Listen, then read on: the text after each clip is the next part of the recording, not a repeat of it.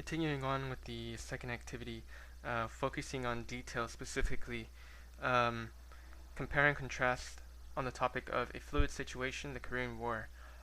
This could be used in 11th grade US history, uh, and as you can see here, it's already been created by the author Jason Rutherford, and the tool is listed here, as I already mentioned. The historical era is post-war United States, 1945 to early 1970s, around the Cold War era. The primary historical thinking skills, historical analysis and interpretation, analyzing Bloom's taxonomy level. Before we get into it, the synopsis is this activity compares two documents from the Korean War. One is at the beginning of the hostilities when President Truman and his cabinet are trying to decide the best course of action. They eventually decide on a limited response. The second document, as you can see here, shows President Truman actually changed his mind and has decided that a massive military commitment is the only way to achieve victory in Korea. And these are the documents, as you can see here. Starting this activity in the page here.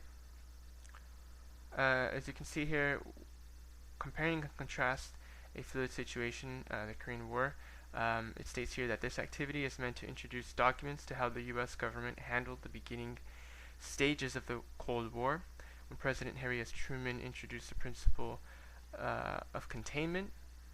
No one knew exactly what it would look like. The Korean War was the first glimpse into how far the United States would go in order to contain communism. Although the all-in military confrontation never fully happened, the U.S. did not heavily commit military power in the beginning. This stance changed throughout the course of the war.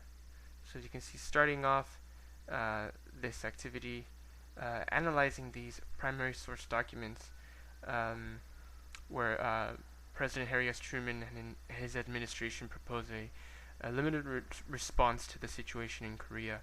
In the second document, however, President Truman is proposing a grand commitment to the war in Korea. The questions, as you can see here, what do you think happened that made him change his mind about how to handle the situation in Korea? Using what you already know about the Korean War, decide whether a full military commitment was worthwhile in the end. So as you can see, both the mapping history that I did for the first part and this one focusing on detail both have questions and summarize at the end what these documents entail, focusing on these specific questions in the Cold War in Korea.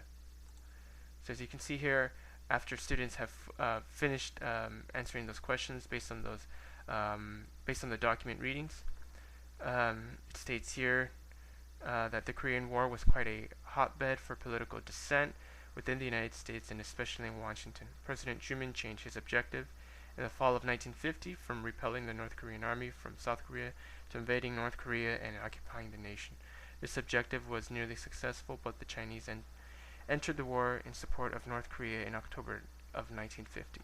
As the two documents showed, President Truman's idea of how to handle the war changed over the course of the war. So based on the answers that students will be able to respond on this activity and emailing the teacher as well the responses, this could be a perfect activity for 11th grade US history, and it could be one that I will be using as well. Currently, I'm actually teaching, student teaching for this specific topic in this unit, so I would definitely use this this exercise for Docsteach in my classroom. So I hope you were able to see both these exercises in order to see how it's going to be applied in the classroom. And these are good primary sources. These are raw materials of history. These are original documents and objects that were created at the time under study. And they are different from secondary source accounts or interpretations of events created by someone without first-hand experience. So primary sources will guarantee original documents.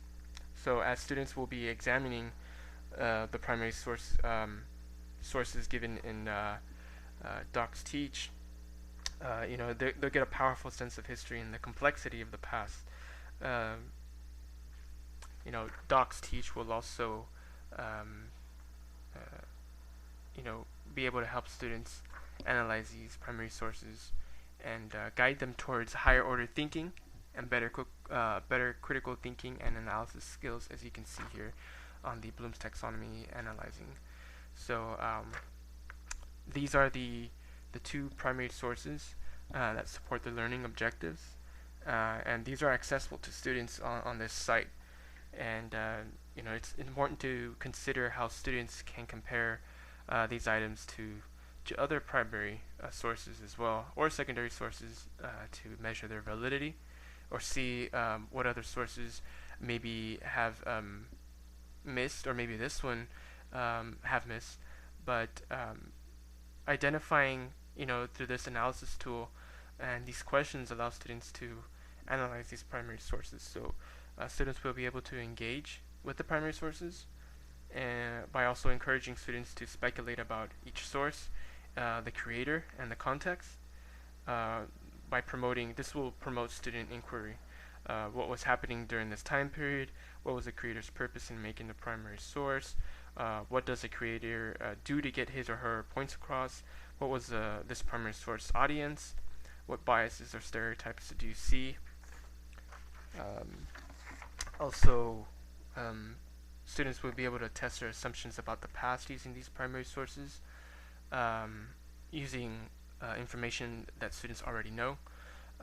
Students will also find other primary sources that offer support or contradiction to this one here on Docsteach. Students will also be able to assess how students how they apply their critical thinking and analysis skills to the primary source, and they will be summarizing on both the mapping history and focusing on detail, specific reasons and evidence to support their conclusions when they summarize what they've learned. And the Docsteach will also help students identify questions for further investigation and develop strategies for how they might answer them. So these analysis tools and thematic primary source sets from the National Archives and Records Administration offer entry points to these main topics in the unit of study.